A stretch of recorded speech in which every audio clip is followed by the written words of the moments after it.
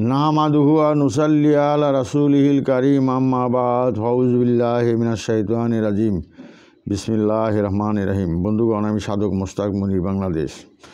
আমি আজকে আপনাদের সম্মুখে যে আপনার মাঝেই কিভাবে পরম আল্লাহকে খুঁজে পাওয়া যায়, আপনার ভিতর দিয়েই কিভাবে আল্লাহকে খুঁজে পাওয়া যায়, এই বিষয়ক আলোচনায় আমি প্রথমে আপনাদেরকে আহ্বান জানাবো যারা এলমে তাসাউফ, এলমে লাদুন্নি এবং যারা সুফিবাদের মধ্যে আছেন এবং আল্লাহর নৈকট্য লাভ করার ইচ্ছা আছে যাদের, তাদের সম্পর্কে এই ভিডিও। তাহলে আসুন ভিডিওটি শুরু করা যাক। আসলে মহান আল্লাহ পাক রাব্বুল আলামিন তিনি গোপনেরও গোপন, তিনি অদৃশ্য থেকে অদৃশ্যতর। তাকে চর্মচক্ষুতে কোথাও দেখা যাবে না। আপনি পৃথিবীর এক প্রান্ত থেকে আরেক প্রান্তে ঘুরে বেড়ান, সারা বিশ্ব ব্রহ্মাণ্ড ঘুরে বেড়ান, কোথাও আপনি আপনার চর্মচক্ষুকে মহান আল্লাহ পাক রাব্বুল আলামিনকে দর্শন করতে পারবেন না।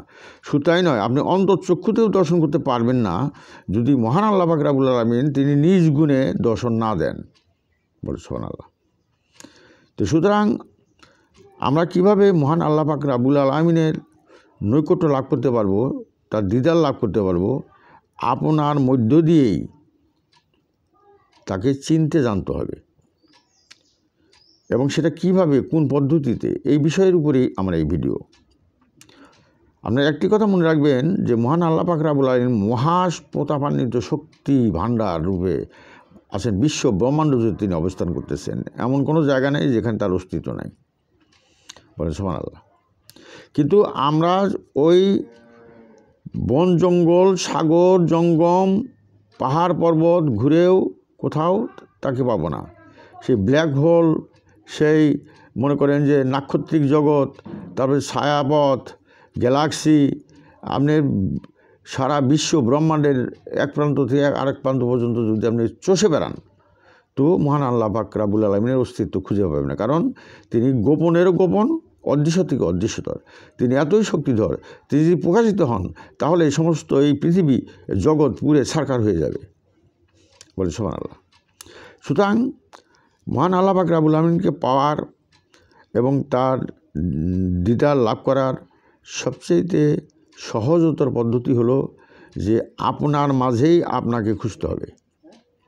অর্থাৎ আপনার মাঝে আপনি বিচরণ, তার অস্তিত্ব নিহিত রয়েছে। তো সুতরাং যেহেতু আপনার মাঝেই তার অস্তিত্ব রয়েছে, কাজে আপনার মাঝেই তাকে সাধন, ভজন, ধ্যানের মাধ্যমে, মোরাকাবা মুশাহাদার মাধ্যমে এবং মৃত্যু কঠিন সাধনার মাধ্যমে, আপনাকে কৃচ্ছ সাধনার মাধ্যমে আপনার মাঝেই আপনার প্রভুকে খুঁজে পাওয়ার চেষ্টা করতে পারবে। তবে এখানে একটা কথা আছে যে এলমাজ সুফিবাদের একটি কথা আছে যে আল্লাহ পাওয়ার রাস্তা দিয়ে শয়তানেরই দেখা যায়। সুতরাং হুশ করিও চলিও মানুষ, ইমান রাখা বড় যায়। কাজেই খুব হুশের সঙ্গে বুঝে শুনে সাধন ভজন করতে হবে। যে আল্লাহ পাওয়ার রাস্তা দিয়ে শয়তানের দেখা যায়, ঠিক থাকি ওরে মানুষ, আল্লাহরে পাওয়া অত্যন্ত কঠিন ব্যাপার, ইমান রাখা বড় যায়।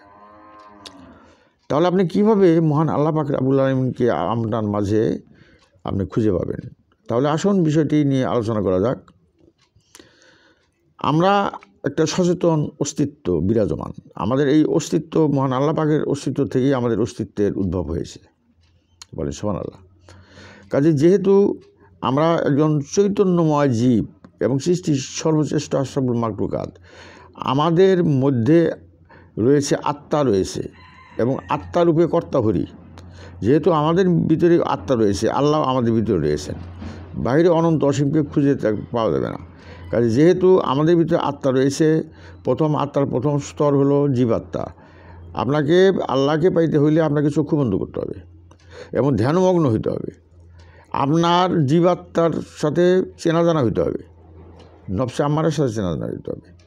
এরপর আপনার সাধনার মাধ্যমে দেহকে মৈথুন করে, আপনাকে জীবাত্মাকে মৈথুন করে, সে জীবাত্মার মধ্যেই ঘুমন্ত রয়েছে, নিহিত রয়েছে বিবেক আত্মা।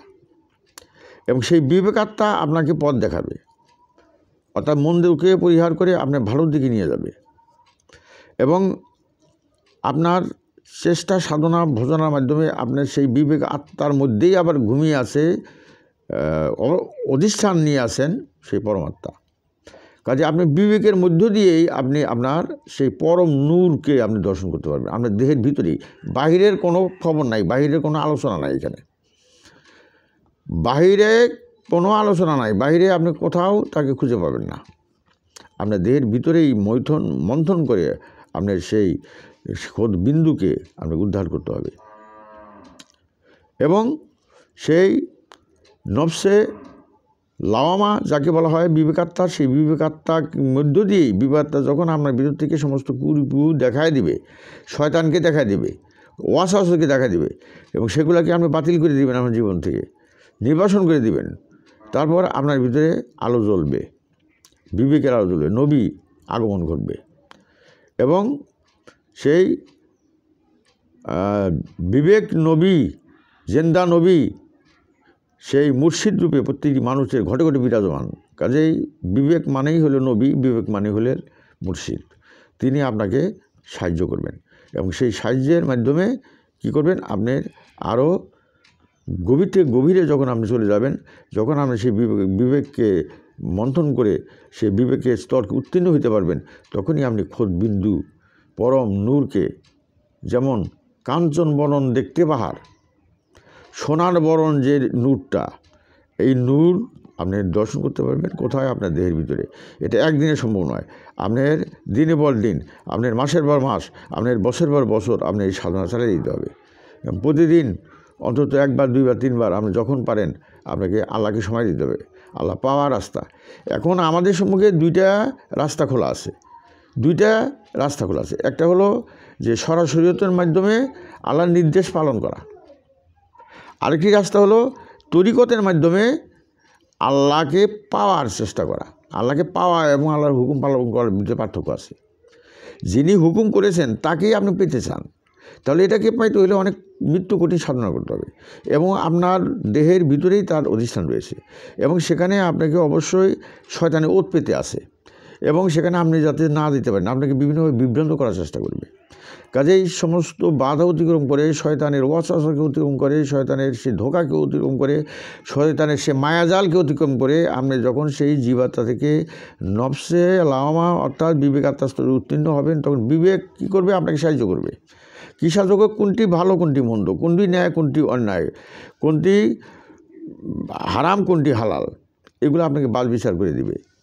করার পরে আপনি যখন মন্দ আপনার জীবন থেকে দূর করে দেবেন, আপনি জীবাত্মাকে যখন করবেন, অসাহসকে যখন দূর করে দেবেন, আপনি যখন সচি শুদ্ধ একজন মানুষ, পবিত্র মানুষে পরিণত হয়ে যাবেন, তখন কি আপনার ভিতরে শুধু ভালো আর ভালো, আনন্দ আর আনন্দ আসবে, এবং মানুষের সেবায় আপনি নিয়োজিত হইতে ইচ্ছা হবে, মানুষের কল্যাণ সাধন করার জন্য ইচ্ছা হবে, এবং আপনার জীবনটা অনেক ঊর্ধ্বগামী হয়ে যাবে অন্যান্য সাধারণ মানুষের সেই জীবনকে।